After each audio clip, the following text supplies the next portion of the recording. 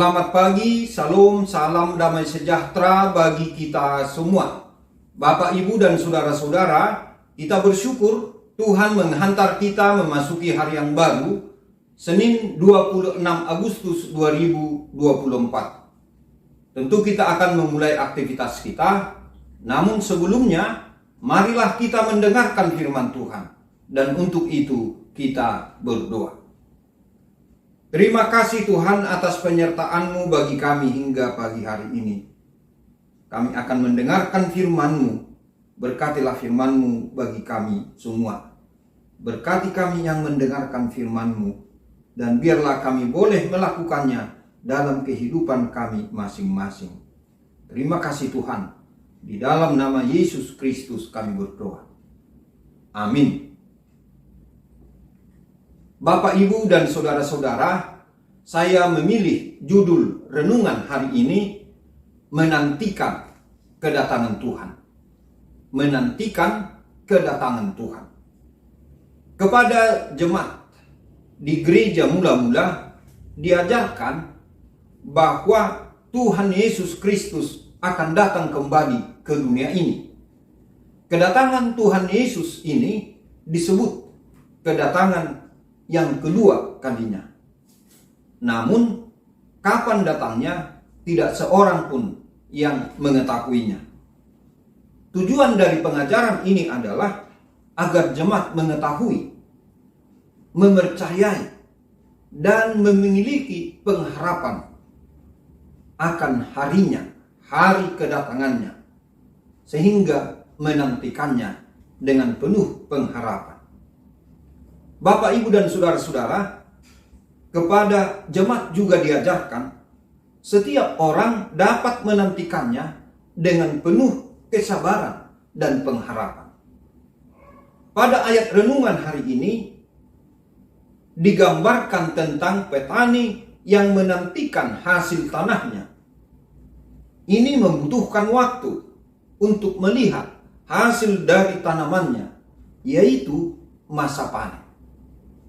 Sejak benih ditaburkan, kemudian tumbuh dan mulai berbiji hingga matang atau dapat dipanen, membutuhkan proses dan waktu tertentu.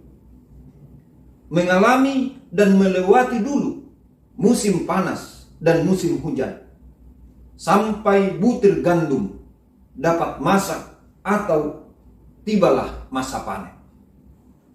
Jika petani saja membutuhkan kesabaran menanti sampai alam menunaikan kerjanya, maka demikianlah orang Kristen, orang percaya butuh kesabaran menanti sampai Yesus Kristus datang.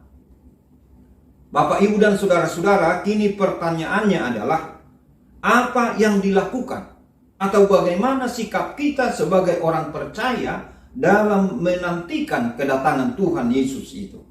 Pertama, saling meneguhkan dan menguatkan dalam iman di tengah-tengah persekutuan masing-masing, keluarga, gereja, masyarakat, atau kelompok-kelompok persekutuan lainnya. Artinya, hidup dalam suatu relasi atau hubungan yang baik dengan sesama dan juga baik kepada Tuhan. Kedua, senantiasa berjaga-jaga dan berdoa. Maksudnya, sambil menanti dengan penuh pengharapan antara satu dengan yang lain. Dalam persekutuan itu harus memberi dukungan dan topangan bagi sesama. Mereka senantiasa berada dalam suatu hubungan yang hidup, hubungan yang baik, saling peduli, saling memperhatikan, saling mengasihi, dan saling melayani. Disinilah kebaikan masing-masing itu dapat diketahui dan dirasakan, dapat dilihat dan dialami setiap orang yang ada dalam persekutuan itu. Dan ketiga, memberikan damai dan pengampunan kepada setiap orang dalam keluarga atau persekutuan. Dan sejalan dengan ini, menantikan kedatangan Tuhan Setiap orang atau masing-masing pribadi hendaknya selalu berada dalam suatu hubungan yang akrab dengan Tuhan.